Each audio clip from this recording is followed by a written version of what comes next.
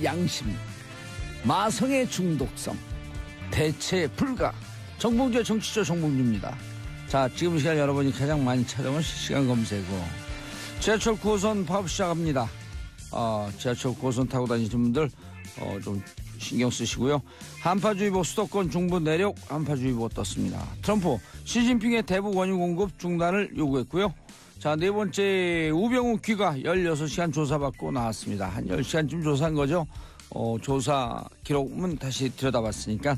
자, 이 중에 봉도사업보름 보면 오늘의 실시간 검색어 역시 앞뒤가 똑같은 우병우 귀가 어떻게 될지. 애타는 마음 구속이 될까 안 될까, 나는 구속이 될까 안 될까, 애타는 마음, 울랄라 세션의 애타는 마음 듣고 1부 돌아옵니다. 정봉주의 정치쇼 1부 순서 들어가겠습니다. 뉴스 브리핑. 자, 오늘도 함께 하실 미디어 오늘 정 기자님 나오셨습니다. 네, 안녕하십니까. 정상근 기자님. 네. 정 기자 맞죠? 이제 수습도 뛰었죠, 딱지.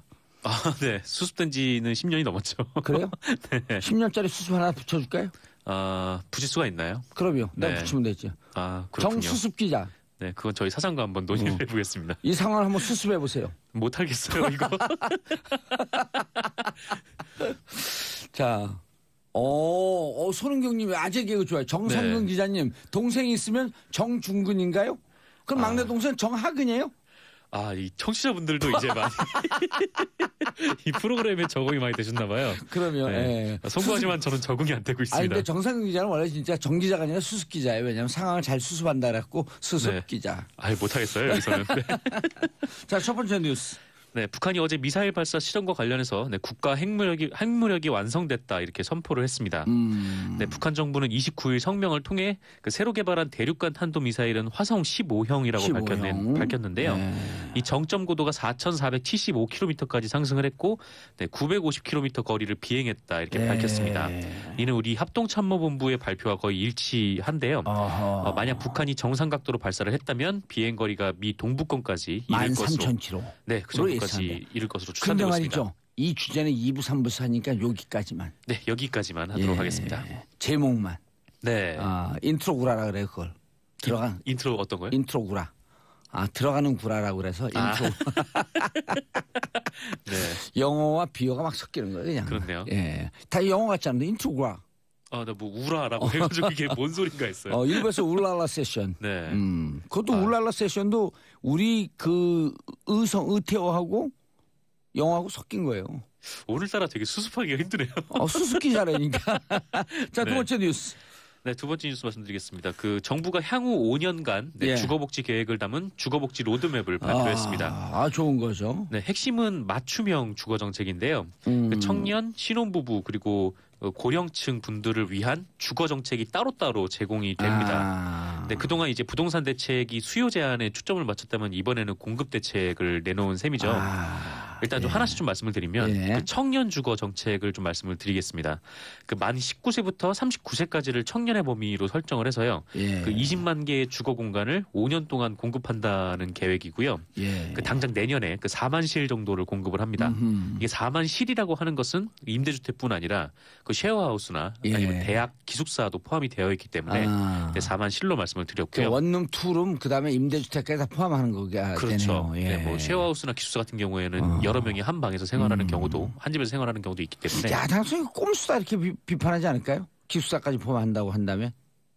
근데 이미 기존에 지어짓고 있는 거 포함시키는 건가요? 아니면 새로?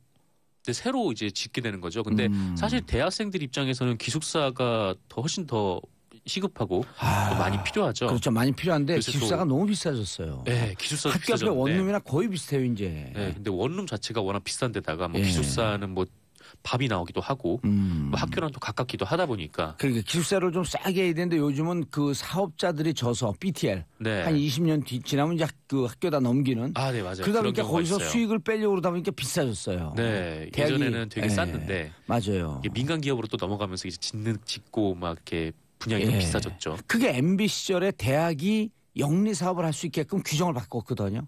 네네. 그러니까 학생들 주머니 터는 거죠. 네, 결국 또 등골 브레이크 MB, 기승전 MB. 결국 또 그 대통령의 정책 한 번에 이렇게 많은 사람들이 피해를 보고. 정치가 그렇게 중요하기 때문에 20대 청년들이 정치에 반드시 관심을 가져야 돼요. 네, 누가 맞습니다. 우리의 주머니를 터는가? 네. 누가 등골 브레이커인가?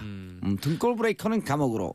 네, 어쨌건 이제 이 주거 정책의 핵심이 예. 좀 이렇게 저렴한 가격으로 청년들이나 뭐 저소득층을 위해서 제공을 하는 것이기 때문에 아마 뭐 대학교 기숙사도 뭐 그런 예. 네, 쪽으로 생각을 하지 않을까 좀 신혼은 싶고요. 어떤 정책이 있나요? 네, 신혼부부는 일단 공공임대주택을 연간 4만 호 공급을 할 예정이고요. 예. 그 신혼 희망타운이라는 네, 단지를 만들어서 7만 호 정도를 공급을 할 예정이라고 합니다. 예. 이 희망타운 같은 경우에는 뭐 이게 주거뿐만 아니라 그러니까 요새 아파트 단지에는 뭐 단지 내에 어린이집도 있고 이렇게 하잖아요. 아, 그 복합시설이 되어 있죠. 네, 이런 식으로 그러니까 보육이나 육아 등 다양한 복지 서비스를 제공받을 수 있게 네, 그런 단지를 구성을 한다는 겁니다.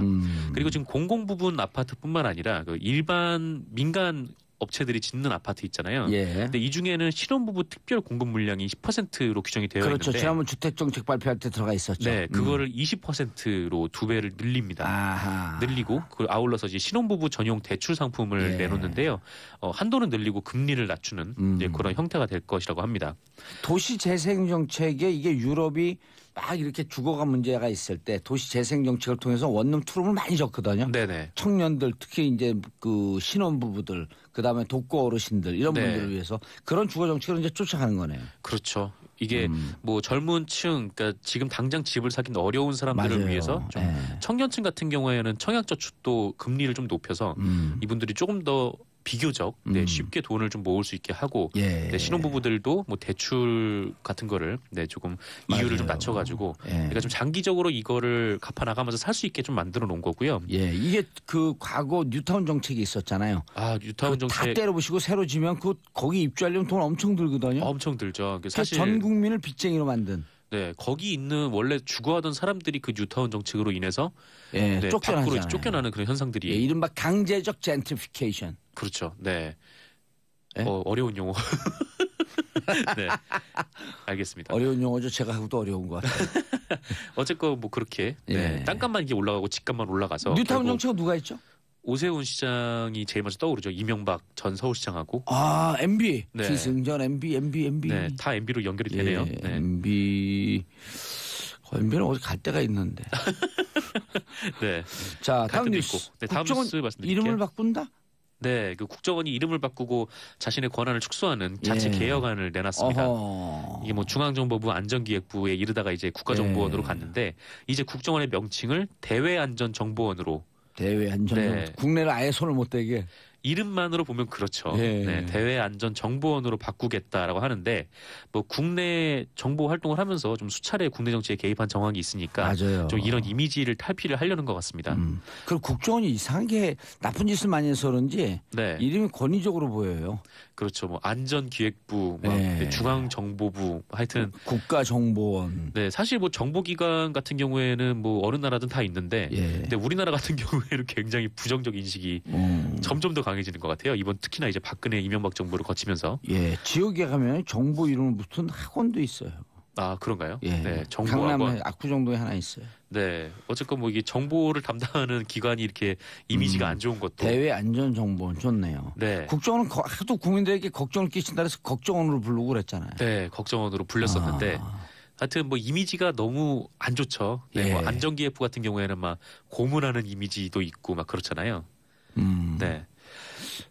그 문재인 대통령이 대선 기간 중에 기관 명칭을 해외 안보 정보원으로 바꾸겠다고 공약을 했는데 살짝 이제 바꿔서 대외 안전 정보원으로 바꾸기로 했네요. 네, 어쨌든 이게 국정원에서 이렇게 명칭을 바꾸겠다고 네, 국정원이 들고 나왔던 겁니다. 짝짝짝짝짝 잘했어요. 네, 예. 뭐 실제로 지난 7월에 국내 정보 파트를 폐지를 했었잖아요. 예. 근데 이번에는 그 정치 관여 우려가 있는 그 정보 수집용 네, 그런 편제를 설치하는 것만으로도 불법이 되게 네, 그렇게 개혁을 하겠다고 국정원이 이렇게 만들었습니다. 근데 대통령 또 잘못 뽑으면 이런 편법 저런 편법 다 써갖고 결국은 또 자기들 권력에 충성하는 그런 조직으로 만들 텐데 그 걱정해요. 맞아요. 국가정보원 같은 경우에도 원래 국내 정치에 개입을 못하게 법적으로는 돼 있어요. 그러면 법적으로 돼 있는데 94조 네, 정치행위 금지, 네, 정치 관여 금지. 그거를 악용을 하고 이제 예. 정권을 이어가면서 계속 은폐를 해왔던 거잖아요. 정치 관여가 아니라 정치 개입이다 그러면서 불법 아니다 그랬잖아. 네. 개입도 불법 아닌가요? 어쨌든 네, 말인지 어쨌건요. 막걸리인지. 네, 그렇습니다. 그리고 뭐 대공 수사권 등 모든 수사권을 다른 기관으로 이관한다. 충분히 검찰이 지금 하고 있어요. 네, 검찰이 하고 있죠. 네. 뭐 경찰하고 검찰이 이제 맡긴다는 건데 지금 국정원은 뭐 형법상 내란, 뭐 외환죄, 뭐 군형법상 반란, 뭐 국가기밀보호법 위반, 국가보안법 위반에 대해서는 지금 직접 수사권을 갖고 있어요. 네, 이걸로 만들어 놓은 게 이제 간첩 조작 사건이었죠. 예. 네, 유우성 씨 사건도 있고. 직접 수사권도 이제 뺐나요? 네, 이제 직접 수사권도 이제 빼고 그 수사권을 아예 네, 검찰하고 경찰에 그냥 넘기겠다라는 겁니다. 수사권 없애는 거예요? 네, 수사권을 없애는 거죠. 네. 대대적인 개혁이네요. 그렇죠. 이제 국정원 입장에서는 뭐 큰 개혁인데, 네. 근데 다만 이런 부분에 있어서 정보 수집 활동은 계속 하기로 네, 이렇게 했습니다. 그래서 일각에서는 이 정보 수집을 굳이 할 필요가 있냐? 네, 뭐 국내 정보 수집을 안 하겠다고 했으면은 이런 부분도 이제 하지 마라 이렇게 지적을 하시는 분들도 있고요. 네, 근데 뭐 어쨌건 네 그렇습니다. 그렇죠. 정보 수집이 과해서 원래 모습으로 돌아갈까 우려하는 분들도 계시네요. 네. 근데 다만 이제 국내 정보 수집 같은 경우에는 뭐 아예 안 하겠다는 건 아니고, 근데 몇 가지 딱 그 한정을 지어놨어요. 그러니까 방위산업 및 경제활동 침해, 그러니까 일종의 산업 스파이를 잡겠다는 거죠. 그리고 뭐 국가 공공기관 사이버 공격과 그밖에 부분, 네 이런 식으로 좀 세분화해서 좀 그렇게 하겠다고 합니다. 예, 알겠습니다. 국정원이 그래서 진짜 시스템 개혁을 해놓으면 네, 나중에 다시 개입 못하게끔 해야 되는데. 네네. 또 전임 정부 시절은 어떻게 했냐면 법을 못 바꾸니까 국회에서 네. 시행령을 바꿔갖고 법보다 더 큰 시행령을 만들어버려갖고 막 또 편법을 하잖아요. 네. 그 꼼수 대통령 누군지 아시죠? 또 기승전 그분으로 네. 그분으로 꼼수 넘어가는 이른바 건가요? 꼼수 대통령. 나 그런 사람 아니에요. 성대모사도 수습이 안 되네요, 잘. 네, 계속 넘어갈까요? 나 그렇게 살아오지 않았어요. 랄랄랄랄랄. 네, 성대모사는 다른 분께 맡기시는 게 좋을 것 같습니다. 네, 다음으로 넘어갈까요? 예. 네, 그 음식물 쓰레기를 치우던 환경미화원이 차량 덮개에 몸이 끼어 사망하는 사고가 벌어졌습니다. 예? 네, 어제 낮 12시 16분께 있었던 일인데요. 네, 그 광주시 남구 양과동의 한 도로에서 그 환경미화 노동자 노아무개 씨가 생활 폐기물 수집 차량 덮개를 이제 보던 중에 그 운전하시는 분이 뒤에 사람이 있는 걸 모르고 기계를 작동을 시켜서 이분이 몸이 끼었고요. 네. 그래서 그게 센서가 있었고 뭐가 끼우면 자동으로 열리고 그런 건 안 되나 보죠. 그런 시스템이 아닌 걸로 알고 있습니다. 수작업이구나. 네. 그래서 이제 병원으로 옮겨졌으나 결국 사망하는 사고가 벌어졌는데요. 그런데 광주에서 불과 13일 전에 그 환경미화 노동자가 후진하던 차에 치여서 수거차에 치여서 사망하는 일이 벌어졌었어요. 그러니까 광주에서만 2주 만에 지금 두 분이 돌아가신 건데 이게 과연 이제 노동자들이 부주의했기 때문인가라고 이제 생각을 해보면은 뭐 그렇게 보이지는 않는 것 같습니다. 이게 그러네요. 광주시가 환경미화 일을 용역을 줬고, 네, 이 용역업체가 지금 수익을 극대화하려다 하다 보니까 사람들을 적게 뽑고 일은 계속 많이 하게 되고 그러다 보니까 이분들이 급하게 일을 할 수밖에 없었던 거예요. 왜 그랬을까? 이게 직선제 되고 그러면서 좀 개혁적인 단체장들 뽑히면서 네. 외주 줬던 거를 그 경비령을 다 직영하면서 오히려 돈은 줄어들고 네. 사람들 복지는 낮이고 그랬거든요. 그렇죠. 이게 광주에도 광산구 같은 경우에는 직접 고용을 했거든요. 그래서 2년간 사망 사고가 그 이후로 한 건도 없었어요. 맞아요. 직접 고용해야 되는데 그 누구에게 외주 주면 그 외주 주는 업체하고 무언가 그 수익 관계 그 짬짬 이런 게 있었고 했다고. 그렇죠. 이제 입찰 과정에서 그런 비리들도 상당히 많고, 네, 무엇보다 이제 노동자분들이 이렇게 많이 돌아가시는 게 참 안타깝네요. 그리고 이분들이 우리 사회를 밝게 하기 위해서 얼마나 보이지 않는 곳에서 힘든 일을 하고 계셨던 분들인데. 그럼요. 이 최근 2년간 사고나 질병으로 숨진 환경미화원이 전국에서 27분이나 된다고 합니다. 119 소방관들에 대한 처우도 중요하지만 환경미화원들에 대한 관심도 좀 키워야 될 것 같습니다. 네. 뭐 일본에서는 아예 차량이 전진하거나 후진할 때 그 안전 요원이 따로 배치가 돼서 그걸 본다고 하더라고요. 알겠습니다. 인사하시고요. 네, 감사했습니다. 자, 러브 FM 패밀리 콘서트 와일드쇼 있는 거 아시죠? 12월 15일 금요일 오후 2시 목동 SBS 1층 락스튜디오입니다. 제가 진행을 하고요. 주진우 기자, 김용민 PD, 안민석 더불어민주당 의원이 함께합니다. 정봉주와 친구들. 좋아요. 방청 신청 문자로 합니다. 샵 1035 짧은 문자 50원, 긴 문자 100원. 신청 사연과 함께 보내주시면 당첨된 분들에게는 개별 연락드리겠습니다. 정봉재 정치쇼 2부 아빠들의 왕수다. 아빠의 눈높이에서 아빠들의 시선으로 왕수다로 와글 떨어주세요. 자, 오늘도 함께 하십니다. 손수호 변호사. 네, 안녕하세요. 손수호입니다. 손수호 변호사 하면요. 네. 겨울 생각나요, 겨울. 겨울이요? 네. 왜요? 또 손실이다 뭐 이런 얘기 하시죠. 손수호 이렇게 부르잖아요. 손이 손수. 재밌습니다. 네, 네. 재밌어요. 네. 어느 정도 이제 예상이 가능하네요. 그렇죠. 그럼요. 맞추시는 게 대단하네요. 그럼 IQ가 110이 넘어요? 오, 대단한 IQ가. 다행이네요. 네. 그럼 저는 어떻게 되는 겁니까 이거? 세 자릿수야. 저도 세 자릿수예요. 98. 축하드립니다. 98. 세 자릿수. 46. 세 자릿수. 네. 자, 고현준 만평 작가 네, 자리하셨습니다. 반갑습니다. 고현준입니다. 예. 자, 오늘은 여기 누가 앉아 있었는데 누구였었죠? 그 전에? 정인설 기자가 아, 있었죠. 정인설 기자. 존재감이 없으니까 이름도 잘 기억이 안 나네. 없다고 그냥 막 얘기하시는 거 아닌가요? 그러면 듣고 있나 정인설. 일본 가 있어요. 그래요? 네, 출장 일본에서 꼭 갔대요. 듣지. 또 누가 자기 그 또 소심해갖고 누가 자기 뒷담화 칠까봐 계속 듣고 있을 것이. 뒷담화가 뭡니까? 그러면 뒷담화. 아 그렇군요. 네, 한자어네요. 네. 그럼 뒷담화. 네. 담화가 아니라 뒷담화. 알겠습니다. 예. 호모사피엔스 보면 뒷담화가 인류의 말을 발전시켰다. 오. 로마 교황청 네. 거기 추경들이 모여갖고요. 네. 하나님이 어쩌고 우리 교황의 네. 발전을 위해서 이러지 않는데요. 다 다른 추기경 싣고 있대. 인간의 본능 같아요. 그렇죠. 그래서 말이 언어가 호모사피엔스 언어가 발달된 이유. 네. 하호영 기자. 네, 안녕하세요. 한겨레 하호영 기자입니다. 맨날 그 브리핑만 하다가 네, 여기 오니까 이상하죠. 즐겁고 좋은데요. 그래요? 네, 브리핑은 다큐. 네, 지금 아빠들의 수다는 예능. 쇼. 그렇게 이해하시면 돼요. 예. 자, 첫 번째 뉴스. 김정은 위원장이 국가 핵무력 완성을 주장했다. 누가 가져온 기사인가요? 접니다. 예. 제가 좀 소개를 해드려야 할 것 같은데요. 예, 원래 국가안보 통일 쪽의 비전문가 아니에요. 그렇죠. 네. 유난히 비전문가. 예. 아니, 사법, 탐사 이런 거에 전문가예요. 네, 그렇죠. 남이 좀 약한 고리 캐는데. 예. 그렇게 얘기하니까 제가 무슨 야비한 이런 느낌인데요. 이미지는 그래요. 어제 저녁부터 지금까지 진행된 상황. 일단 방금 들어온 소식부터 좀 이야기를 나눠봤으면 좋겠는데요. 그 미국 유엔 대사가 모든 유엔 회원국들을 향해서 북한과의 외교 교육을 중단해라 이렇게 얘기했어요. 와, 세게 쳤네요. 예, 특히 독일에 대해서는 북한에 주재하고 있는 그 대사를 철수시켜야 하는 거 아니냐 이렇게 촉구를 했거든요. 예.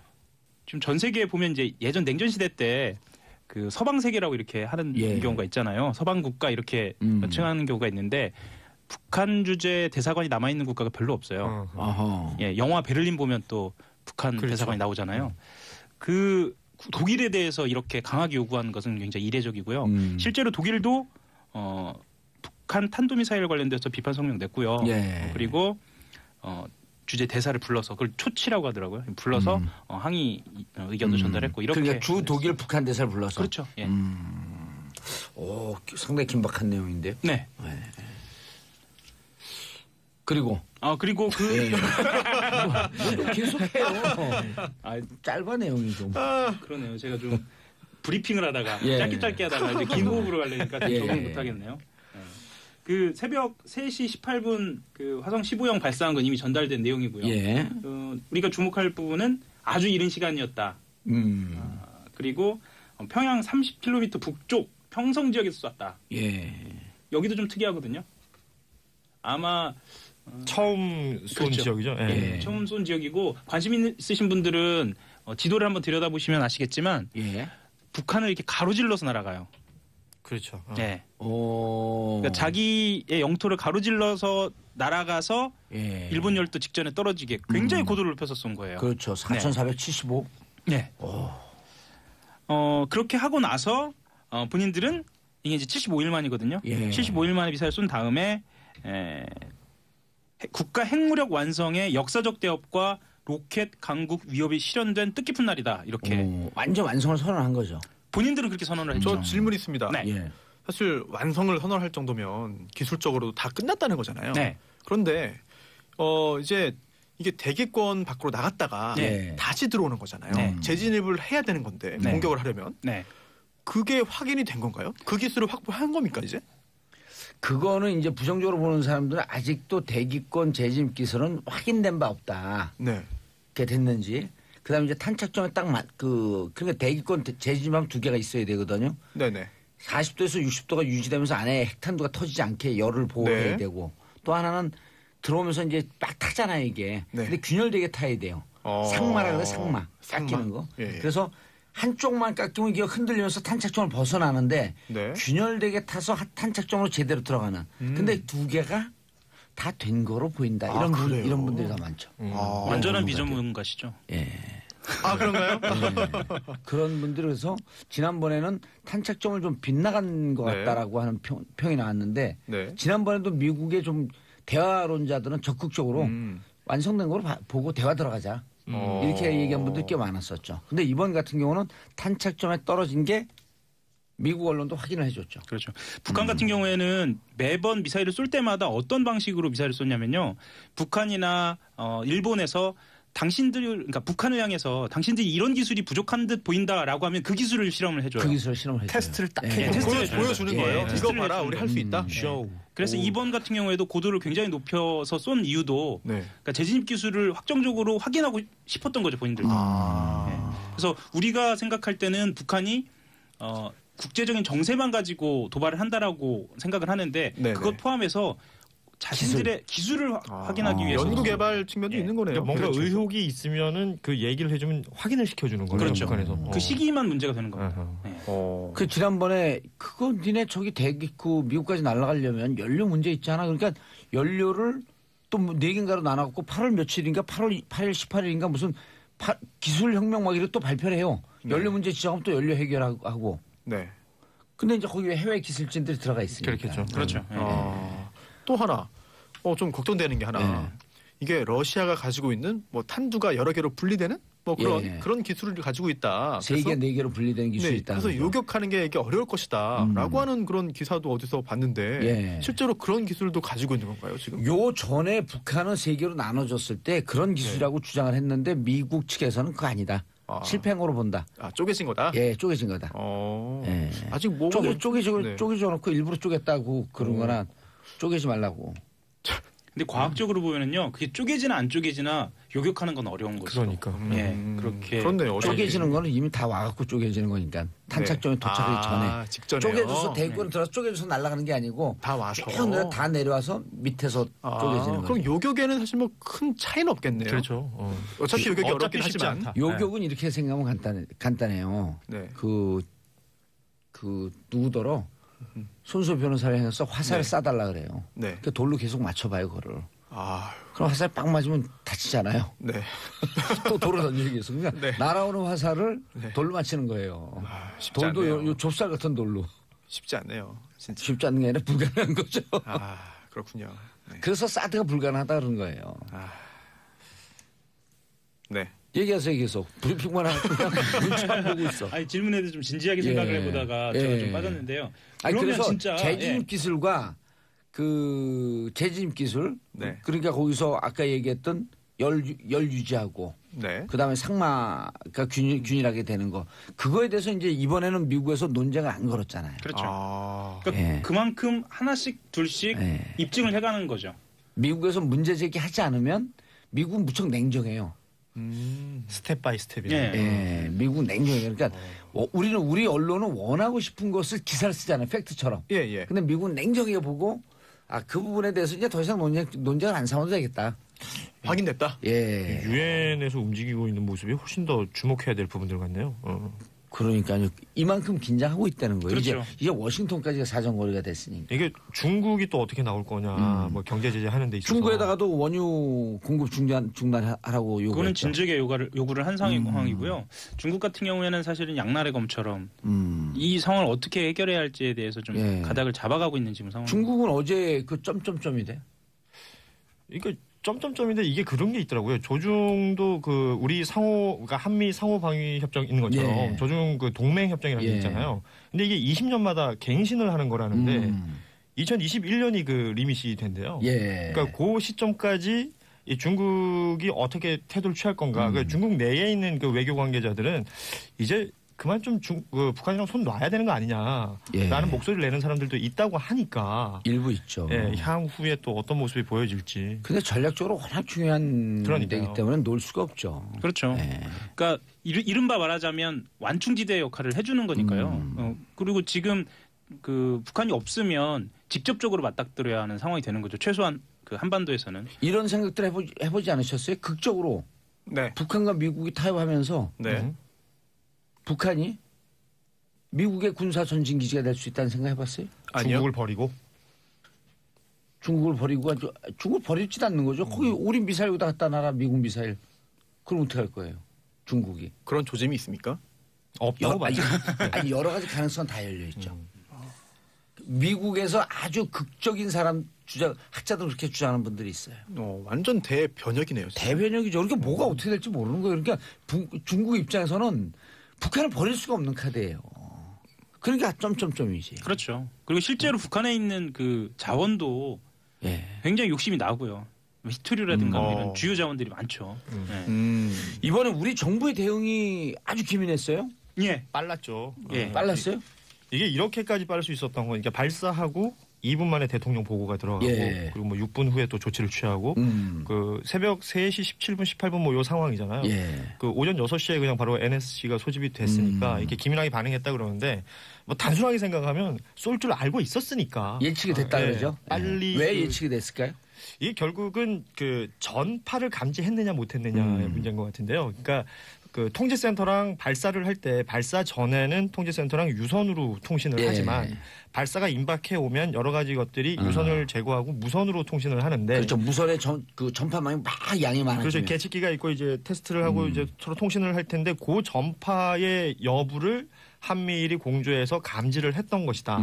그리고 사실 실제 일본의 교도통신은 그 이틀 전부터 이 보도를 냈었는데 이 얘기에 대해서 우리 국가기관에서는 뭐 일본의 어떤 언론을 우리가 확인해 줄 수 있는 상황은 아니지만 예의주시하고 있다라고 이제 뭐 긍정도 부정도 안 하고 있었던 상황이었단 말이에요. 그러니까 어쨌든 계속해서 예의주시하고 24시간 감시 체제는 이 구동이 되고 있는 가운데 쏜다 쐈다 하자 이렇게 바로바로 조치가 취해졌다. 예. 뭐 이렇게 보면 될 것 같습니다. 이게 이제 보통 이런 일이 있으면 남남 갈등이 더 문제잖아요. 그렇죠. 야당에서 이거 쏘는 것도 몰랐냐. 예. 근데 이번 상황 보게 되면 특히 한일은 몰라도 한미 공조는 제대로 이루어지고 있었다. 그러니까 안보에 무능한 정권은 아니다. 그렇죠. 그러니까 그런 걸 또 보여주고 싶었던 것도 이 정권의 어떤 모습이 아니었을까. 그동안 그러니까 야당의 공격이라는 게 어떤 분들은 뭐 논리도 없고 비약심하다 이렇게 얘기를 하지만 신경을 안 쓸 수는 없는 부분 아니겠습니까? 그럼요. 예. 더 신경 쓰이죠. 그렇기 때문에 그 조치를 취하는 일련의 과정들을 100% 다 오픈하면서 이렇게 제대로 조치를 취하고 있다라는 것도 보여줄 수 있었던 그런 효과도 있었던 것 같아요. 그 한 가지 좀 주목할 만한 부분이 있는데요. 예. 이 3군의 합동 훈련에 관련된 권한이 27일 저녁에 이미 문재인 대통령이 합참 의장에게 위임을 했죠. 예, 상태거든요. 그러면 발사는 며칠이었었는데요? 이게 이제 29일 새벽에 예. 발사가 있었고 예. 발사 2분 후에 바로 이 작전에 돌입을 해요. 근데 27일 날 위임을 했다라고 하는 것은 이미 예측을 하고 있었네. 감 잡았다. 예, 어느 정도 감을 잡고 있었다는 거죠. 예. 보통 국방부에서 이 정도 좀 긴박한 상황이 되면 기자단에 미리 브리핑을 좀 하는 경우가 있거든요. 그 징후가 있다. 다만 징후가 있을 때마다 보도를 하면 사실 국민 불안이 높아지기 때문에 예. 징후가 있고 우리는 어떻게 대비하고 있다는 걸 좀 미리 얘기하고 있는데 이 오히려 경우 같은 경우에는 좀 미리 대비하고 있지 않았을까라는 생각이 듭니다. 오히려 그 안심이 되네요. 좀 그렇죠. 그 북한의 핵미사일 기술은 더 발달된 거로 보이지만 예. 더 발달됐다 그러면 국가보안법 위반이 될 수 있어요. 찬양고무. 보이지만 찬양고무. 아유 이거 우리 뭐 5조 7조 이런 건 민감해요. 쇼인데도 그런가요? 정치 쇼인데도? 예? 정치 쇼인데 조심해야 쇼인데 그러다 그 감옥으로 쏙 갈 수 있어요.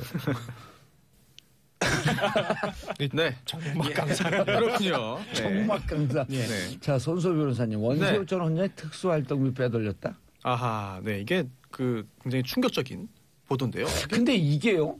네. 한 팟캐스트에서 주진우 기자가 미리 얘기를 했어요 어제.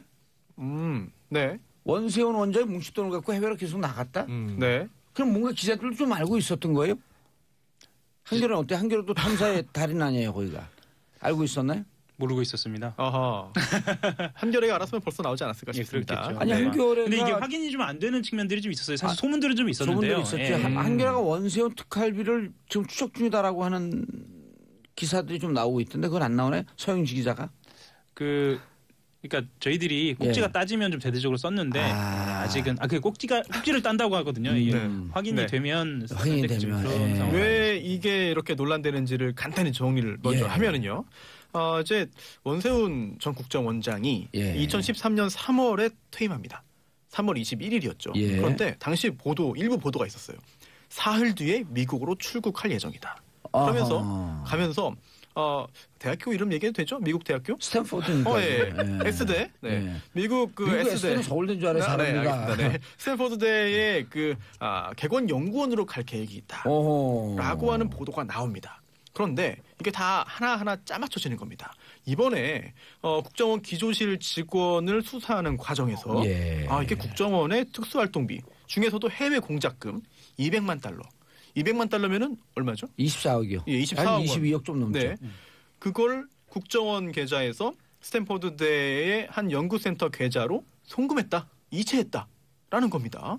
그래서 도대체 이게 왜 스탠포드대 연구센터의 계좌에 국정원 돈이 들어가 있냐 했더니 이게 혹시 원세훈 원장이 퇴임하고 미국에 가서 스탠포드대의 개건연구원으로 있을 건데 또는 그 후에 들어오지 않을 건데 미국에서 본인이 쓰려고 빼돌린 거 아니냐. 미리 짱 박아놨다. 네. 아니면 박아놨다가 뭐예요? 네. 그렇네요. 네. 그렇네요. 네. 아니면 피부에 와닿잖아요. 딱 와요. 정말 완벽하게 와닿습니다. 그래서 우리는 학교 때는 또 좀 더 차별성을 두기 위해서 미리 띵 박아놨다. 네. 근데 그게 또 그뿐만이 아닐 수 있어요. 왜냐하면 이게 혹시 이명박 전 대통령에게 가려는 흘러가는 돈, 또 와닿네요. 네. 그런 돈이 아니냐. 네. 라는 그런 의심을 지금 검찰이 하고 있고요. 실제로 어제 검찰이 발빠르게 움직였습니다. 이제 국정원이 내곡동에 있는데요. 도곡동에도 있습니다. 국정원 산하 연구기관인데요. 국가안보전략연구원. 도곡동에 있는데 이 도곡동에 있는 이 연구원을 압수수색해서 회계 자료를 입수합니다. 구치소 반까지 압수수색을 했잖아요. 그렇습니다. 이게 원세훈 전 국정원장이 지금 이제 구치소에 있죠. 근데 구치소에 있는 수용실을 압수수색해가지고요. 원세훈 전 국정원장의 자필 메모. 그리고 또 원세훈 전 국정원장이 지금 재판을 받고 있잖아요. 이 재판과 수사 대상인데 여기에 대응하기 위해서 작성한 메모 등등 이런 자료를 다 지금 압수를 한 상태인데요. 이걸 통해서 혹시 이 국정원 특수활동비 중에서도 해외 공작금인데 이 200만 달러를 해외 대학교 산하 연구센터 계좌로 보낸 게 도대체 무슨 이유인지 이 부분을 캐기 위해서 검찰이 수사력을 지금 모으고 있습니다. 이게 한겨레 특종이었었나 이것도? 이거는 한겨레 특종은 아닌 걸로 알고 있어요. JTBC였었나? 네. 그런데 그렇게도 보고 있잖아. 이게 그쪽 스탠포드하고 얘기가 됐는지 어쩐지 모르지만 그 개건연구원으로 가기 위해서 기부금을 냈다? 그런 말들도 있죠. 그런 보도도 있고요. 그리고 요것 외에 주택 구입하기 위해서 85만 불을 또 빼돌렸다? 여러 가지 정황이 있어서 그 지금 다 수사한다는 거 아니에요? 그렇습니다. 수사 지금 대상이 됐고요. 이게 원세훈 전 국정원장 같은 경우에는 지금도 굉장히 중대한 사유로 지금 재판을 받고 수사를 받는 중에 또다시 이게 나왔는데요. 지금 수사 받고 있는 건 그거죠? 댓글.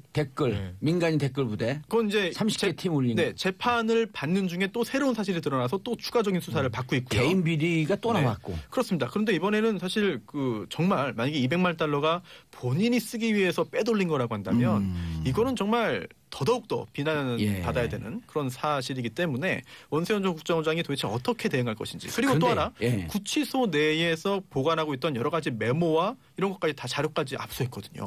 뭐가 나올지 모릅니다. 그래서 대한민국 아무도 모르는 긴급 정보로 말씀드릴게요. 말씀하셔도 돼요? 해도 되죠. 좀 위험해지는 거 아닙니까? 복권이 요원해지거나 그러진 않을까요? 그럼 복권이라도 만들죠.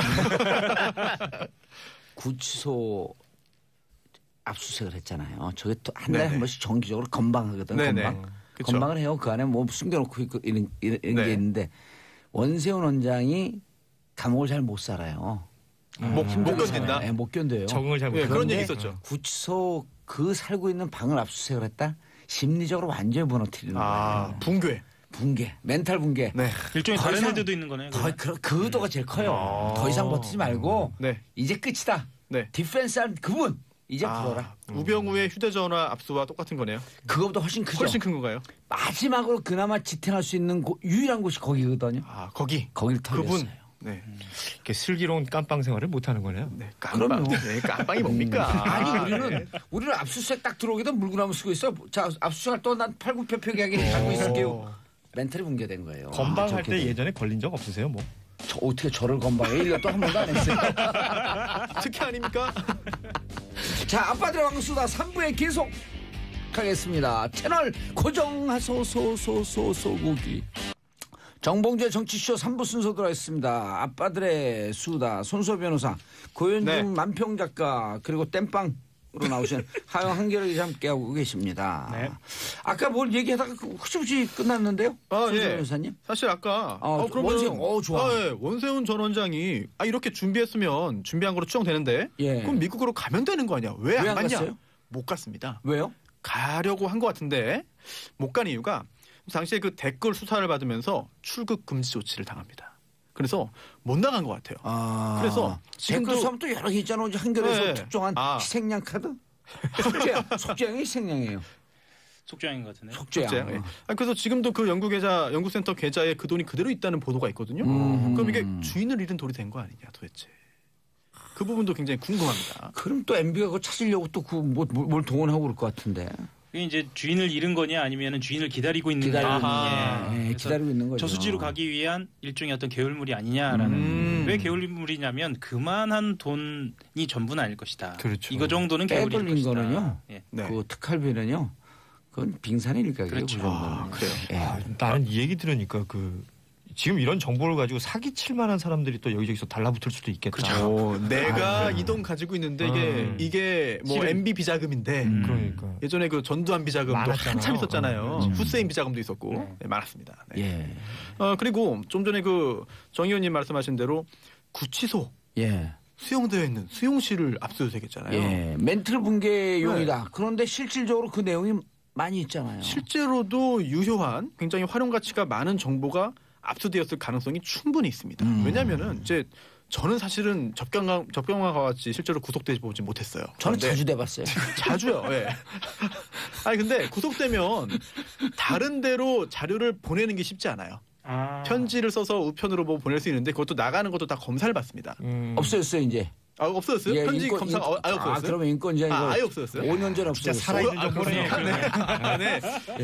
예. 정보가 빠릅니다. 인권위원회에서 그 해서 법무부가 네. 바꿨죠. 그리고 이거를 계속해서 변호사를 접견하잖아요. 그래서 전략을 세우잖아요. 그러다 보면은 본인도 어디까지 진행됐구나, 이렇게 앞으로 어떻게 되겠구나 이거를 메모를 해놓습니다. 그 메모를 보관하고 있습니다. 예. 이게 밖에 일반 사회에 있으면은 뭐 어디에도 분산해놓고 누구한테 맡겨놓고 뭐 은행금고에도 넣어놓고 뭐 아니면 자기 뭐 이제 그 가족들한테도 이제 맡겨놓고 하는데 구치소 내는 그게 불가능하거든요. 그렇죠. 구치소 수용실 내에 모든 걸 다 가지고 있습니다. 그래서 거기만 털면 굉장히 많은 게 나왔을 것 같아요. 이런 거죠. 예를 들었고 기획을 하거든요. 네. 지금 내가 현재 혐의를 받고 있는 것 너무 많으니까. 네네. 지금 실형을 받은 것. 근데 지금 조사 중인 것. 그다음에 조사 중인데 아직 밝혀지지 않은 것. 요걸 아마 세 분류를 해놨을 거예요. 네. 요 조사 중인데 밝혀지지 않은 부분. 이것을 어떻게 디펜스하면서 빠져나갈 것인가라고 하면서 적용. 네. 인덱스를 해놨을 가능성이 높다. 그걸 보면 아직까지 검찰이 막연하게만 알고 있던 부분이 좀 예. 구체화될 수도 있고. 거기에 이제 이런 것도 있죠. MB를 끊고 갈 것이냐, 불고 내가 빠져나갈 것이냐. 이 고민도 분명히 있을 거예요. 원세훈 전 원장이 메모 광이었으면 좋겠네요. 네. 아니, 메모강이 아닌 또 일단 그쯤 나이가 되면 깜빡깜빡하니까 딱 적어놔야 돼요. 자다 일어나서 막 적고 일어나요. 이거 무슨 생각일지 막 적고. 아니 실제로 그 재벌 총수들도 구속돼서 재판 받잖아요. 예. 서울구치소 가가지고 접견하다가 옆에서 봅니다. 그러면은 양쪽에 보자기에 싸가지고 자료 엄청 많이 들고 와서 대화 예. 나누고 그다음에 또 그거 싸서 다시 가요. 지난번에 이재용 부회장 나올 때 이렇게 그 초록색 노트 기억나세요? 네. 그 법무부에서 주는 노트예요. 네. 그 노트. 그래요? 예, 제가 그 노트를 15권을 메모하고 나왔거든요. 네. 안 했으면 계속 메모를 할 수밖에 없어요. 자꾸 생각이 나거든. 생각하고 예. 이걸 뭔가 네. 표현하거나 기록하고 싶고 뭐 그렇죠. 그런 어떤 본능 같은 게 있나 봐요. 생각이 자꾸만 깜빡 잊어먹으니까. 예. 그렇죠. 공간이 이제 한정되어 있고 제한되어 있으니까. 깜빡했을 때 옆에 어디 누구 물어볼 사람도 그래요? 스스로에게 물어봐야 되는데. 벽에다 적을 수도 없고. 예. 아니 벽에도 적어놨을 거예요. 왜냐면 포스트잇 팔거든요. 거기에. 그래요? 다 팔아요. 술, 담배만 네. 없고 다 있어요. 포스트잇 있죠. 치실도 팔아요. 치실. 네. 옛날 실 안 팔았거든요. 실 꼭 묶을 수 똘똘 있으니까. 감았고 네. 이 자살한다 그래갖고 네. 안 했는데 지금 치실도 팔아요. 오. 그러니까 포스트잇 가서 따다다닥 붙여놨을까 아마. 네. 자 여기서 재판 영화 보면 포스트잇 붙여놓으면서 막 선 그렇죠. 그려놓고 예. 작전 짜죠. 벽에다 해놨을 가능성이 높아요. 아하. 보통 자범들은 그 포스트잇에다가 네. 성경 구절 써놓고 붙여놔요 벽에다가. 오, 착하게 위장인가요? 살자고. 그들을 잡범이라고 얘기하는 거예요. 자범이요. 보통 자범들. 네네. 예, 우리는 이제 정치범들. 네. 네, 양심수. 범털들은 거기다가 누구 얼굴 그려놓고 막 뭐 다트 던지고 그러지 않습니까?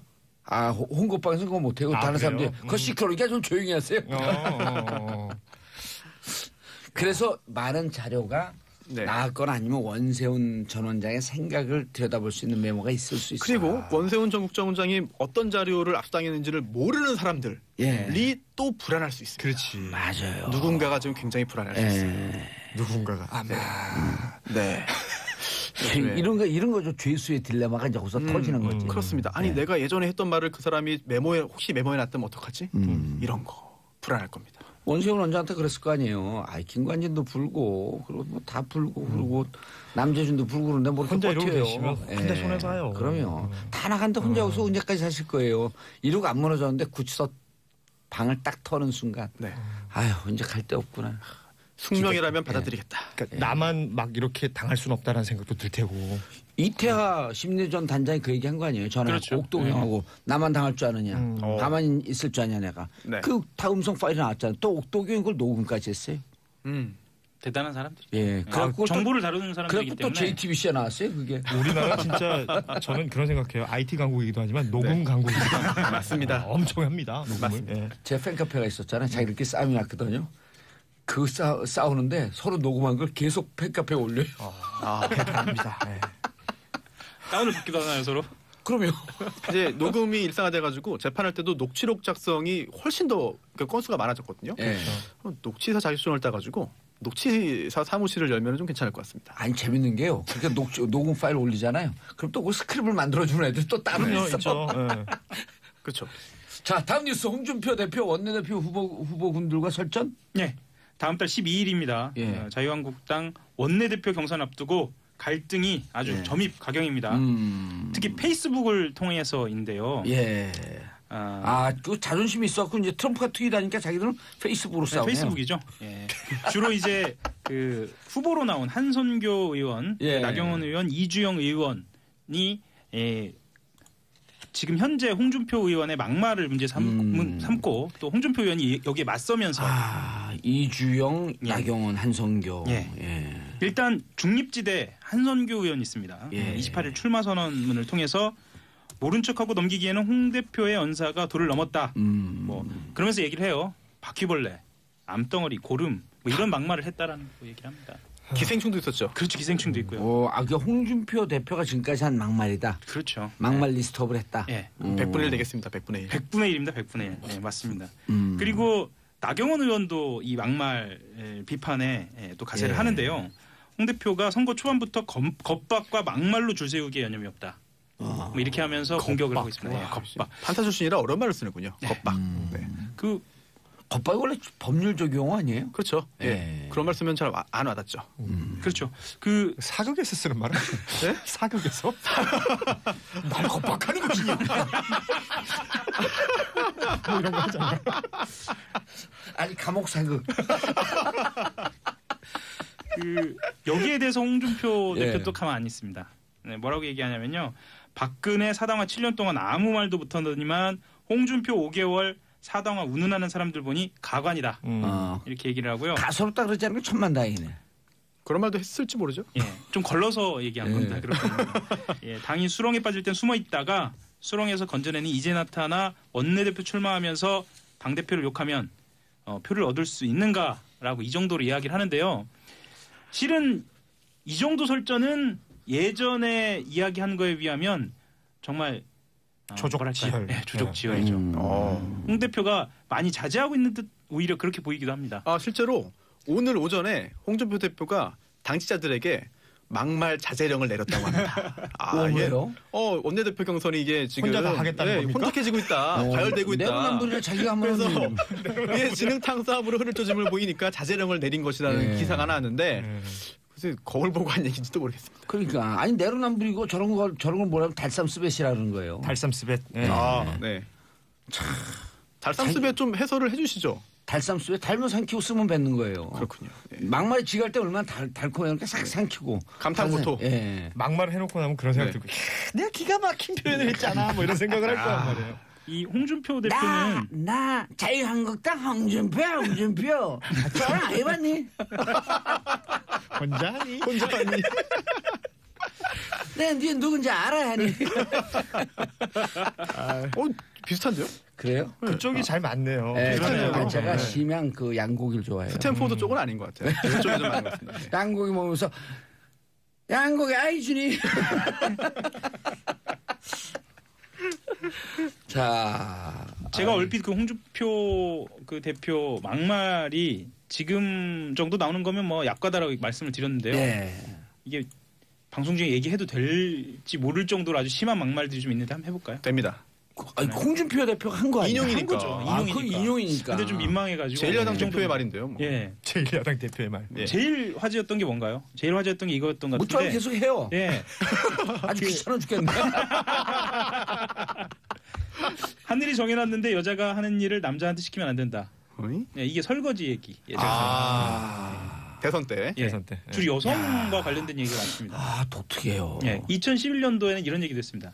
2대 계집 애들 싫어한다. 꼴 같지 오. 않은 게 되도록 패버리고 싶다. 이런 얘기를 했어요. 그래요? 예, 2011년입니다. 어? 심지어는 본인의 대학 시절을 회상하면서 저런 얘기를 했었어요. 대학생 네. 타운 미팅, 그러니까 대학생들이 있는 자리에서 얘기한 저희 거예요. 과 선배님이신데. 네. 아, 이게 어디 가서 했냐면 홍대 가서 한 거예요. 홍대 가서 한 거예요. 이때 왜 그랬냐면요. 네. 낙검수를 나왔어요. 근데 아. 좀 우리가 이제 쫙쫙 올려주고 네네네. 뭐 흥이 난 거야. 당대표인데. 그러자마자 바로 뭐 타운홀 미팅인지 그러니까, 거기 가갖고 이 낙검수에서 하듯이 우린 다 편집하고 삑삑 처리했거든. 거기서 그대로 한 거예요. 그래갖고 당대표 물러났을걸요? 이때 문제가 아주 크게 됐죠. 녹음하고 생방 구별을 못 하는군요. 예. 그러니까. 그래서 시골에서 올라온 분 치고 그 정도면 출세한 거죠. 출세 많이 했니? 어마어마하지 사실은. 예. 이 정도는 약과입니다. 예. 나경원 의원이 지금 발끈하는 데는 이유가 있어요. 2011년도에 이런 얘기를 했어요. 그때 대표 경선 출마 기자회견 중에 나경원 의원을 향해서 이렇게 얘기합니다. 거울 보고 분칠이나 하는 후보는 안 된다. 이거는 뭐 네. 아니 이런 말을 정리해온 당신은 누구예요? 아무튼 예, 진짜 그렇습니다. 어마어마. 네. 아니 모아놓으니까 어마어마하네. 아니 오늘 하 기자님 의상도 홍준표 어마어마한가요? 대표의 넥타이 빨간 색깔 같습니다. 그러네. 아니 막말의 저수지 같아요. 예, 뭐 저수지입니다. 제가 예. 지금 이 정도면 정말 나쁘지. 약합니다. 그러니까 예를 들면 본인이 2016년도에 경남 도의회 임시회 참석할 때 자진 사퇴 요구하는 그 도의원을 향해서 예. 이런 얘기도 합니다. 쓰레기가 단식한다고 되는 게 아니야. 맞아. 그 얘기 있었죠. 단식하는 도의원을 향해서 이런 예. 얘기도 합니다. 뭐 이게 가리지 않습니다. 기자들한테도 얘기합니다. 기자들한테 그 2011년이거든요. 이것도요. 예. 그 삼화저축은행 불법 자금이 유입됐다 이런 의혹을 받고 있었어요. 예. 그러니까 뭐라고 하냐면요. 기자한테 한 얘기입니다. 그걸 왜 물어? 너 그러다 진짜 맞는 수가 있다. 아, 이게 기억납니다. 네. 오. 기억납니다. 네. 네, 이런 아니 홍준표 대표 싸면 잘하나요? 못할 것 같아요, 제 생각에. 검증된 바 없습니다. 너 지금. 그러다 맞는 수가 있다. 그거는 생략된 게 있네. 너 그러다가 내가 댐비면 내가 너한테 맞는 수가 있다. 이게 원래 겁방만 하는 거죠, 겁방만. 그 진정한 강자들은 이렇게 시끄럽지가 않습니다. 그렇죠. 아. 네. 푹 그냥. 네. 안녕하세요 푹. 그런가요? 네. 근데 살벌하게 얘기를 하네요. 지금 살벌합니다. 네. 청취자분들이요. 네. 못 읽겠네요. 홍준표 대표 욕 문자 세도 중이에요. 근데 소개를 못 하는 거예요. 그냥 욕이기 때문에. 소개될 만한 욕은 없나요? 아니 여러분들 다 그 12월 15일 날 우리가 오후 2시에 와일드쇼 하는데 이분들 와갖고 그 삐처리할 걸 하고 이분들 욕 배틀 한번 해봤으면 좋겠어. 우리 청취자분들. 홍준표를 이길 사람. 그래갖고 그 중에 네. 하나 뽑았고 네. 홍준표하고 욕 배틀을 붙여버리는 거야. 막말 배틀. 전지훈련 가는 분도 계실 것 같습니다. 갈고 닦아야죠. 네. 어. 근데 내가 진행만 하면 내가 1등인데. 아, 그래요? 잘하세요? 저건 인터내셔널리 요거 아니에요, 요거. 욕하는 사람 요거, ER 붙여갖고. 네, 요거. 요거. 네. 인터내셔널리. 영어로도 잘해요. 그렇네요. 중국어로도. 예. 자, 자유한국당인데 친박이 가고 친홍과 비홍 새로운 개파가 생긴다? 이건 뭐예요? 개파가 돼요, 이게? 사실 이게 언론에서 이렇게 전망을 하고 있는데요. 좀 민망합니다. 왜냐하면 그 의원들도 알아요. 홍준표 의원하고 어울리기 쉽지 않다는 걸 알아요. 네. 좋아하는 사람이 없어요, 실제로. 아니 계보가 네. 친홍 반홍이 아니고 네. 친욕 반욕 아니에요? 그러니까 이해관계에 따라서 홍준표 대표의 줄을 서는 척할 수는 있을 것 같습니다. 그럼 지금 현재 홍준표 계보로 친홍으로 친홍 분류되는 의원이 있습니까? 유해한 아닌가? 아니 거기 의원은 의원이 아닙니까? 아니고 최고위원 거기. 예. 국회의원 중에 있어요? 실제로 명확하게는 없습니다. 그건 뭐예요? 그러니까 왜 그러냐면 사실 이제 이건 좀 정치공학적인 문제인데 당의 주인은 첫 번째는 대선 후보입니다. 그렇죠. 그래서 대선 후보가 어느 정도 지지율이 나오면 일단 거기에 의지를 할 수밖에 없어요. 왜냐하면 당의 지지율을 견인을 해줘야 하니까요. 근데 지금 자유한국당의 지지율을 견인할 수 있는 말하자면 당의 주인은 유일하게 홍준표 정도 있다라고 의원들이 생각을 하는 거죠.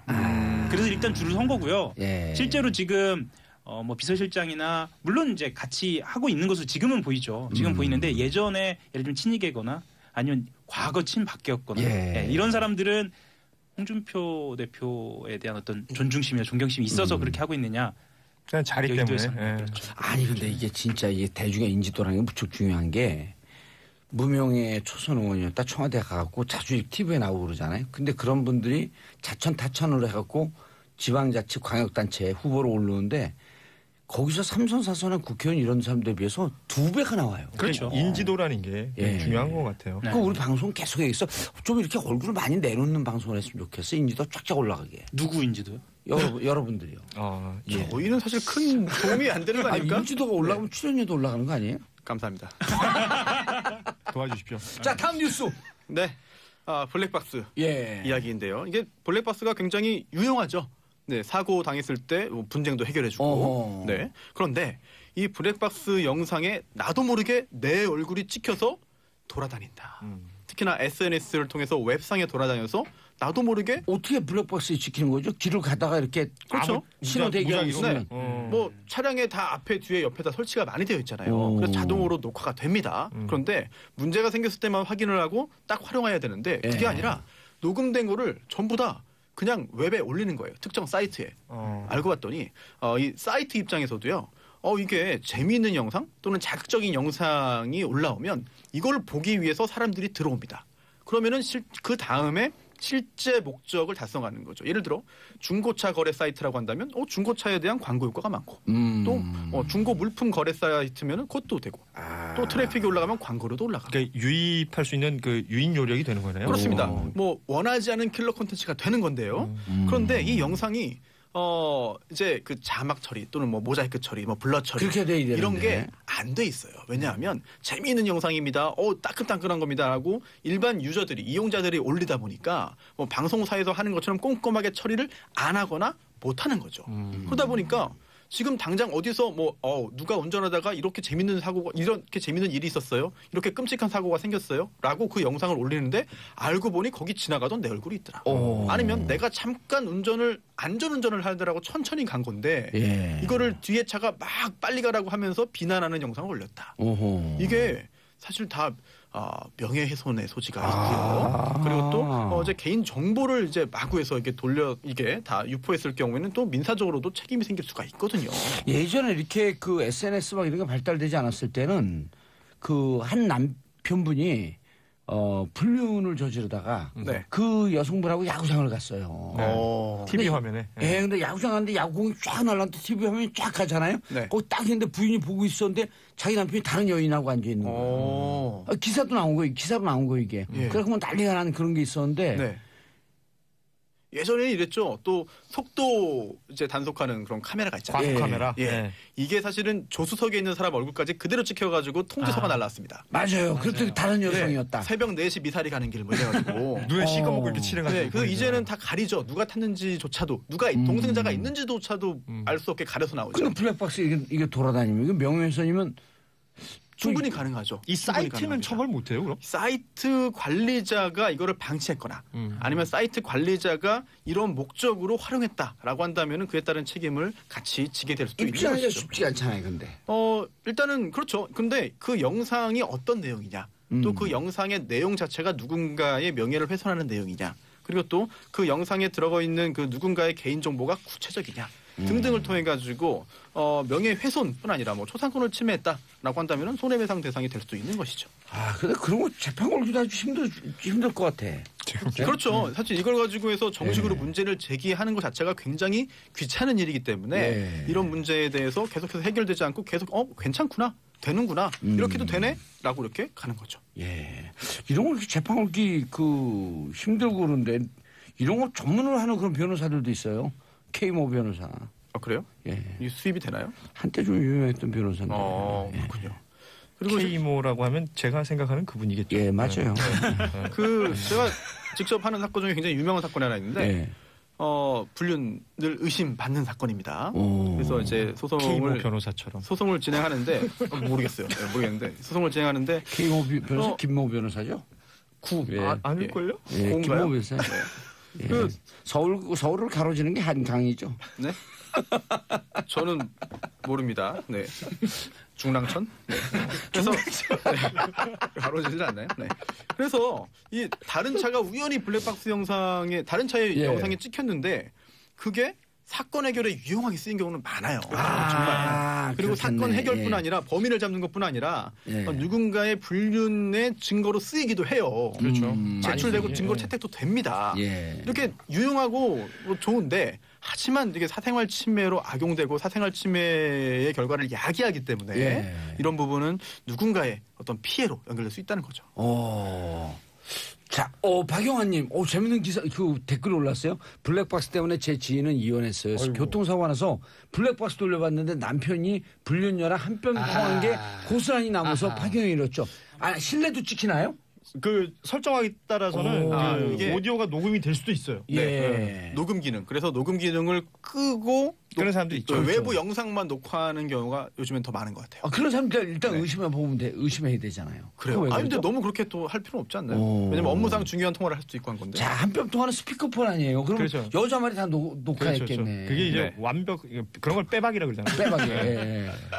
진짜. 단어 하나로 그냥 확 와닿네. 짱 박아놓고 빼박고 빼박이 띵 박아놓고. 자, 마지막 뉴스 하기에는 좀 아슬아슬한데 이게. 시간이 뭐하지요? 하지만 해보죠 그래도. 네. 마지막 뉴스. 이게 확률형 아이템이라는 거 얘기를 좀 해야 되는데 요즘 초등학생들부터 시작해서 우리나라 사람들이 게임 엄청 즐기잖아요. 근데 이 게임 중에 소위 말해서 아이템을 얻기 위해서 우리 흔히 현질이라고 현금으로 뭔가를 구입하고 그 안에서 뭘 찾는 게 있는데 확률형 아이템이라는 것이 예를 들면 어떤 페이를 하고요. 상자를 사면 상자 안에 뭐가 들어있는지 모르는 상태에서 사고 그것들이 그 게임에 유용한지 아닌지를 모르는 상태에서 사는데 그 확률이 굉장히 떨어져요. 0.0001% 정도라고 해요.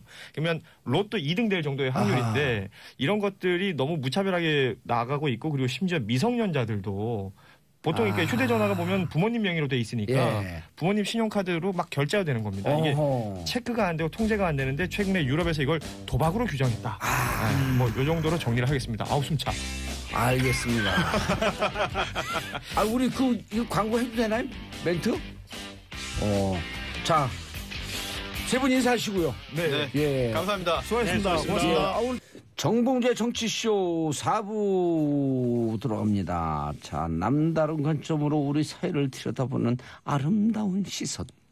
천 작가의 시선. 스스로에게 취해서 하는 방송인 것 같습니다. 우리 봉도사님 전혁 표정. 작가님 소개합니다. 안녕하세요.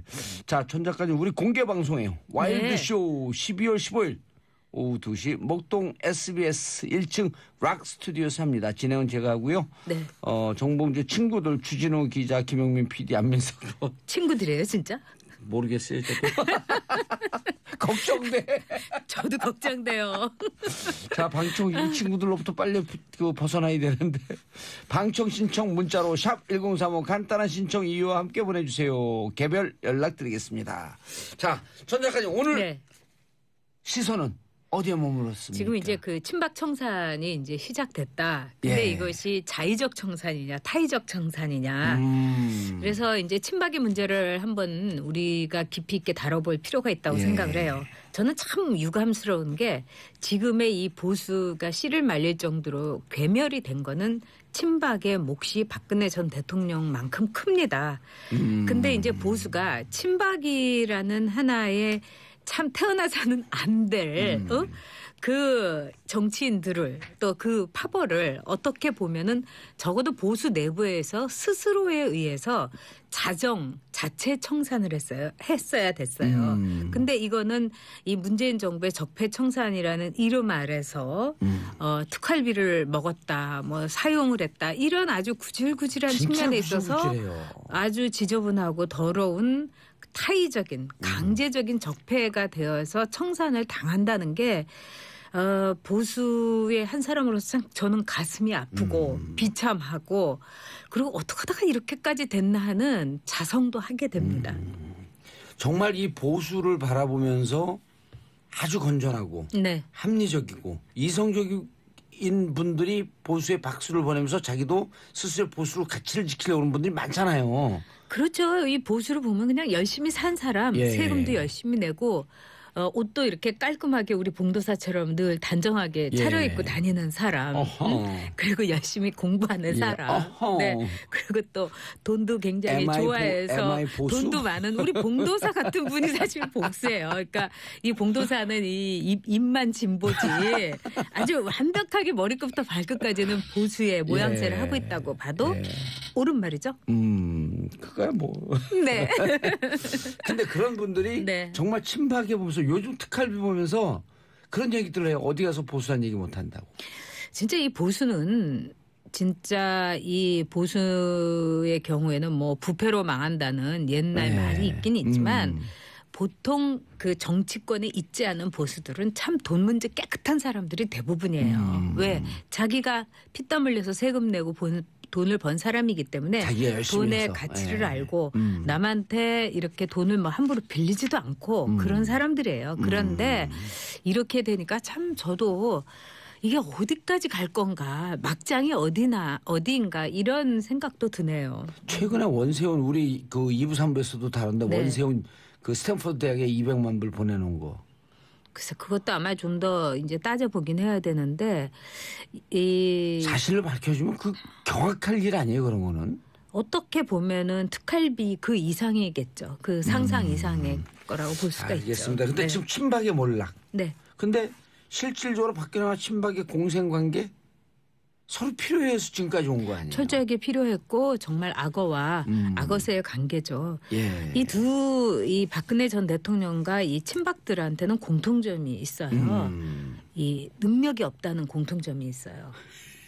그러니까 이미지는 있고 능력은 없다는 또는 지역 기반은 있고 전국적인 진영을 초월한 지지를 받을 수 없는 사람이라는 두 가지 공통점이 있어요. 예. 박근혜 전 대표 같은 경우는 사실은 이제 정치적인 모양새라든가 정치적인 감성, 이미지를 구축하는 데는 저는 매우 뛰어난 정치인이라고 생각해요. 그리고 맨 처음에 이제 제가 같이 일을 하기 시작했을 때 제가 느꼈던 건 뭐냐면 절대로 어디 가서 물론 아는 것도 없었기 때문이에요. 제가 나중에 알았지만.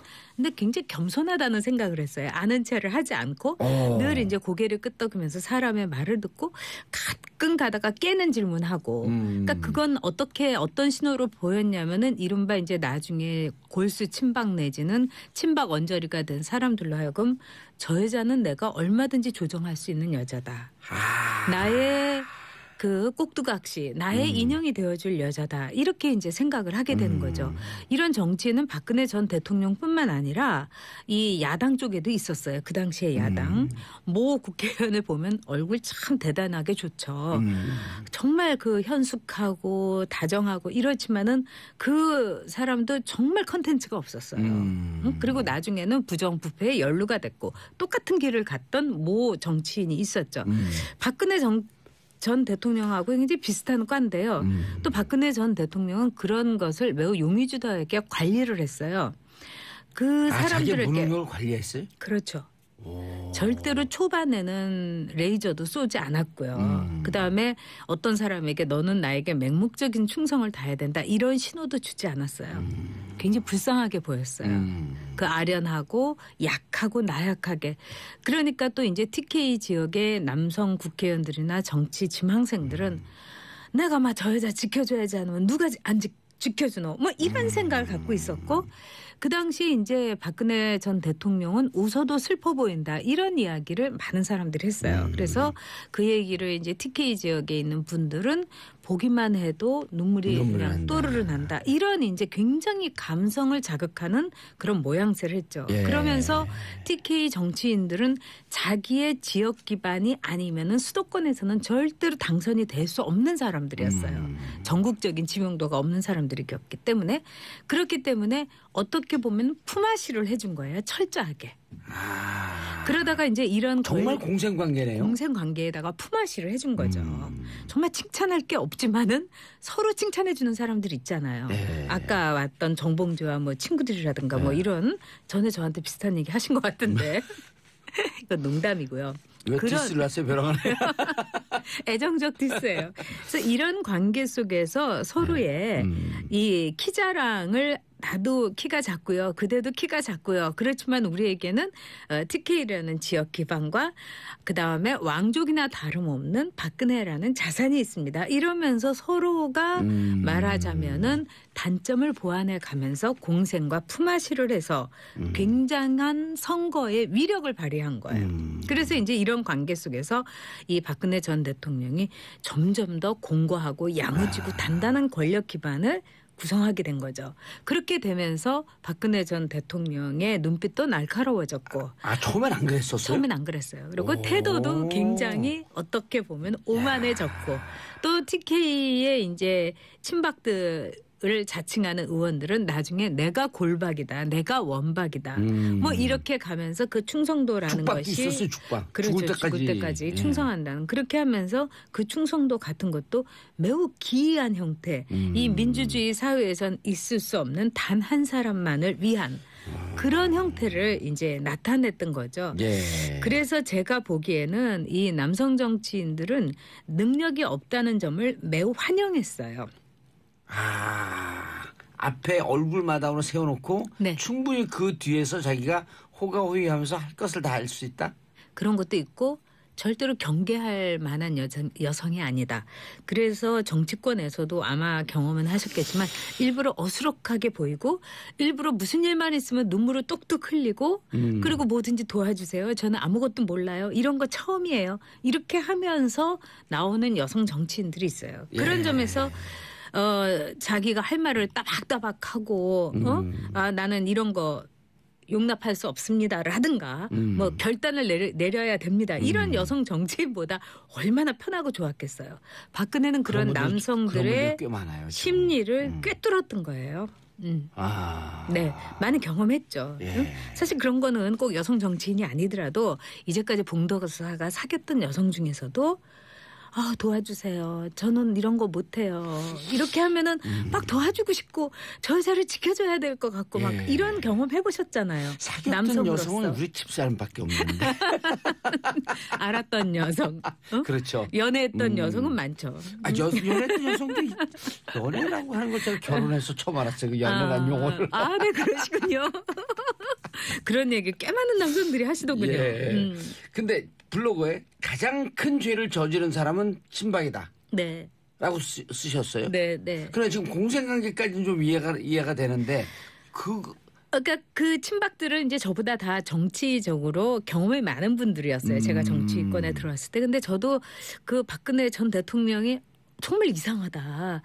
대통령이 됐다가는 나라가 큰일 나겠다. 이런 생각을 하는데 한 1년도 안 걸리고 한 10달 정도 걸렸던 것 같아요. 근데 이분들은 정말 산전수전을 겪었던 분들이 박근혜 전 대통령이 그 후 후보가 되는 것 자체가 보수의 괴멸과 맥락을 같이 한다는 걸 알았을 거라고요. 네. 그럼에도 불구하고 그 당시 캠프에서 박근혜 전 대통령의 네거티브 담당을 했던 의원들 지금 모 정당의 대표가 됐던 분도 있고 또 지금은 의원이 이제 김치 스캔들로 물러났던 이혜원 의원도 있고 근데 그런 사람들이 박근혜 전 대통령의 문제점을 말하자면은 요새 어린애들 말로 쉴드를 친다. 방패를 치는 그런 언어 같은 거는 이로 말할 수가 없을 정도로 지금 복귀해 보면 낯뜨거울 정도예요. 가령 예를 들면 최태민. 그 옛날 사람이고 죽은 사람인데 그리고 아무런 관계도 아니고 모른다고 했는데 최태민이란 존재를 잘 모른다고 했는데 얼마나 박근혜 그 후보가 약점이 없고 문제가 없으면 그 옛날에 죽은 남자까지 말하자면 데려와 갖고 지금 불러와 가지고 소환해서 이렇게 디스를 하느냐 네거티브를 하느냐 얼마나 결점이 없으면 그렇죠. 그리고 또 한 분은 이런 말을 했죠. 자기가 이제까지 봤던 정치인 중에서 이렇게 애국심에 불타고 이렇게 사심 없고 오로지 나라만을 생각하고 동시에 이렇게 능력 있는 후보는 없었다. 이런 말을 했던 사람들이 지금 현직 정치인으로 국회의원으로 있고 당대표하고 있어요. 대표적인 인물이요. 네. 지금 이제 탈당을 했지만 네. 이종현 당시 대표 같은 경우는 막 이 충성심에 눈물도 흘리고 그랬잖아요. 그게 다 쇼였었던 거예요? 그 사람이 지금 어디가 있는지 생각해 보세요.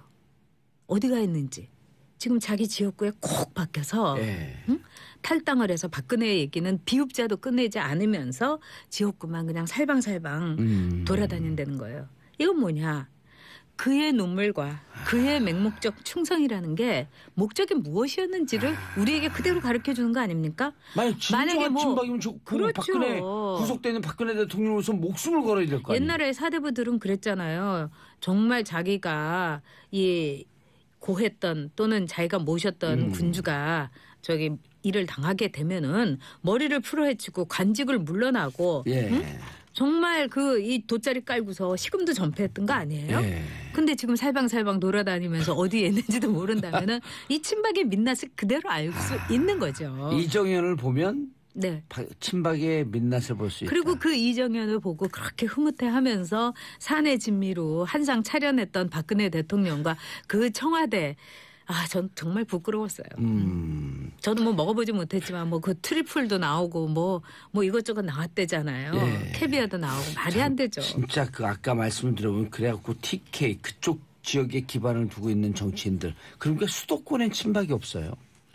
수도권의 친박이라고 하면 뭐 홍문종이라든가 윤상현 이 정도인데 윤상현 자체는 사실은 이제 전두환 전 대통령의 사위라는 저는 뭐 그런 게 대단할 게 아니라고 생각하는데 또 지역에 가보면 그런 게 아니라 어마어마한 거예요. 그러니까 이건 아는 거고요. 이름을. 그리고 윤상현의 경우는 능력은 있어요. 굉장히 아는 거 많고 공부 많이 했고. 총명한 것 같아요. 영악하죠. 영악하다. 영민하죠. 좋게 말하면. 그리고 이 지역구 관리하는 데는 독종인 이게 있어요. 그러니까 뭐 예를 들면 2시, 3시까지도 룸사롱을 무지 좋아해서 룸살롱에서 술을 정말 여기 머리 꼭지가 돌 정도로 마시면서도 새마을 분유회에서 청소를 하면은 4시 반에 딱 나가서 같이 빗자루로 청소하고 있다는 거 아니에요. 그런 정도로 그 의지나 결기라든가 또는 뭐 자세는 좋은 의원이라고 보고 홍문종 의원 같은 분은 지방의 토호예요. 그렇죠. 네, 엄청나게 이제 귀당이었던 당의 이 강모 의원과 더불어서 경기도의 양대 사학의 아들인 거죠. 그러니까 세습이에요. 또 사학이에요? 네, 엄청난 사학의 그 아들이고 또 세습 의원이에요. 강 누구도 있었죠, 우리. 그렇죠. 그렇기 때문에 이 경우는 약간 이 별과로 별정으로 둬야 되겠죠. 이미 이제 그 기반이 있는 사람들이라는 거죠. 알겠습니다. 자, 샵 1035 문자 보내주시기 바랐고요. 자전거 탄 풍선. 작가님 말씀 바로 개봉한 사이다처럼 시원합니다. 2992님 자기들 이익만 위해 행동하는 정치인을 어느 국민이 좋아하겠어요. 아까 10개월 걸렸다는데 네. 이 박근혜 전 대통령 파는데 10개월 걸렸는데 무슨 특별한 사건이 있었나요? 계기? 아니 저는 이렇게 이 첫눈에 사랑에 빠지고 그런 스타일이 아니에요. 네. 그리고 첫사랑하고 결혼하고 그런 스타일도 아니고요. 봉도사님처럼. 이렇게 하나하나 이렇게 차곡차곡 쌓여가는 거죠. 근데 저는 그 지적 능력이 너무나 이 얄팍하다는데 굉장히 놀랐어요. 사설을 열심히 조각조각 이렇게 잘라갖고 읽는데 사설의 내용을 이해를 하지 못한다든지 그다음에 이제 자신이 말하고 네, 그랬어요. 자신이 말하고 저는 뭐 경험 많이 했죠. 자신이 말하고 나서 그 말이 엄청난 말인데도 그거를 그 해맑은 얼굴로 이렇게 확인을 한다든지 왜들 저렇게 놀라냐고 한다든지 이런 거 같은 것이 굉장히 놀랬죠. 그러니까 이 지성이라는 게 정치인에게 아마 이제 정치쇼로 보는 분들은 뭐 그렇게 중요하냐 하실지도 몰라요. 우리나라 정치인들에게 디셔가지고. 그러나 지성이라는 거는 정치인에게 있어서 가장 기본적인 겁니다. 그렇죠. 이거는 결단과 판단을 할 수 있는 기본 능력이고 그럼 지성을 어떻게 알아보느냐. 말이 되고 글이 되는 정치인이고 공감 능력이 있어야 돼요. 공감할 수 있다는 거는 그만큼 많이 알고 읽고 경험하고 자기가 함께 이야기를 나눴다. 대화를 나눴다는 건데 박근혜 대통령의 불통이라는 게 정치인으로서 결격이라는 걸 우리 온 국민이 절감을 했는데 결국은 지성의 결핍에서 오는 겁니다. 불통이라는 거는. 야, 근데 진짜 다 알았어요? 의원들이 알면서 그랬을까? 다 알았죠. 얼마나 능구렁이들이에요. 우리 같은 사람이 순진한 거예요. 야, 근데 네. 만약에 우리가 그들처럼 늘 이 힘과 권력에만 맹종하면서 쫓아다녔으면은 우리 지금 이제 국회에서 한 4선쯤 돼가지고. 그렇죠. 우리 동창 세대들이 다 4선이죠. 그렇죠. 그러면서 느긋하게 의원들을 이렇게 쪼아보고 있을 거예요. 근데 이제 우리가 여기서 같이 방송하고 있잖아요. 4선 된 이제 저는 이제 우리 동창들 모임하면 네. 다 4선들이 됐으니까. 네. 그 이제 하면은 다음 정치일전 장관을 갈까 단체장을 출마할까 이러고 이제 고르고들 있어요. 그래서 내가 그냥 술이나 드세요. 아니 근데 저는 그 사람들을 보면 굉장히 그 인간적으로 불쌍하다고 생각이 들어요. 그리고 이제 봉도사님도 지금 계속 사면 바라고 있는데 방송을 하세요. 저는 방송도 해보고 정치도 해보고 이것저것 다 해봤거든요. 예. 근데 한 자유로운 하나 안 해보고 있잖아요. 감옥 안 가보셨잖아요. 아, 그렇지만은 여성으로서 제가 태어난 게 그게 일생을 통한 감옥이었어요. 특히 팍 꽂힌다 가슴에. 아이에 대해서 모든 엄마는 맞아요. 스스로 아이가 열쇠를 갖고 있는 감옥에 갇혀 있어요. 그거는 아이가 그 자물쇠를 여는 거예요. 그래서 작가의 표현 맞네요. 저는 진짜 감옥에 갇혀봤어요. 그러니까 제 앞에서 어디 1년 갔다 왔다고 감옥에 얘기하지 마세요. 아이를 낳는 거는 3년으로 좀 봐주세요. 우리가 이러잖아요. 모든 엄마는 종신형을 받는 거다. 아니 가슴에 딱 꽂혀요. 그래요? 네, 아빠들도 그럴 거예요. 네, 그럴 수 있어요. 우리 어렸을 땐 잘 몰랐는데 네. 어른들이 싸울 때 그런 얘기 하잖아요. 애 키우는 사람이 그러는 거 아니다. 그러니까 애가 있으면 함부로 인생을 대할 수도 없고. 저도 애 낳기 전에는 세상 무서운 줄 몰랐어요. 그러다가 애를 낳고 그 아이를 지켜줘야 된다고 생각하면서 세상에 대해서 무릎을 꿇게 된 거죠. 알겠습니다. 시간이 없는데 최경환 최경환 의원이 꼬리 내렸다? 저는 끝까지 버틸 줄 알았어요. 왜냐하면은 검찰에 나가는 것 자체가 자신이 너무나 뭐가 많기 때문에 힘들 거라고 생각했어요. 근데 나간다고 하는 걸 보면은 빨리빨리 이제 대충 오고 가는 이제 이 말 속에서 이 바게닝을 할 생각을 하고 나간다. 저는 이렇게 봐요. 네. 전병헌도 기각됐겠다. 네, 그렇죠. 김관진. 그것도 이상하잖아요. 왜 또 이 파이트를 지우고. 그러니까 이상해요. 제가 어제도 보기에는 방송에서 얘기를 했는데. 네, 그거는 뭔가가 있었다고 봐요. 정치적인 압력이. 김관진, 임관빈도 구석적 부심에서 나와. 그럼 나도 안 들어갈 수 있는 거 아니야? 이런 생각을 했을까요? 그럴 수 있었겠지만은 제가 보기에는 아마도 자신이 뭔가를 얘기를 해주면서 이거는 좀 파이트로 지워주시고요. 대신에 이것 몇 개는 해주세요. 이렇게 아마 일정 정도 거래를 하러 간다고 저는 생각을 합니다. 근데 거래하기는 좀 많지 않을까? 많으니까 거래를 하는 거죠. 많으니까. 네. 적은데 못하러 거래를 그러니까 해요. 원세훈도 그 국정도 보니까 원세훈 죽이고 우리 좀 봐줘라. 이 정도까지니까. 그러니까 우리가 이제 왜 검찰에서 폴리바게닝을 미국의 경우도 하면은 보통 다중 범죄를 저지른 사람이 폴리바게닝을 합니다.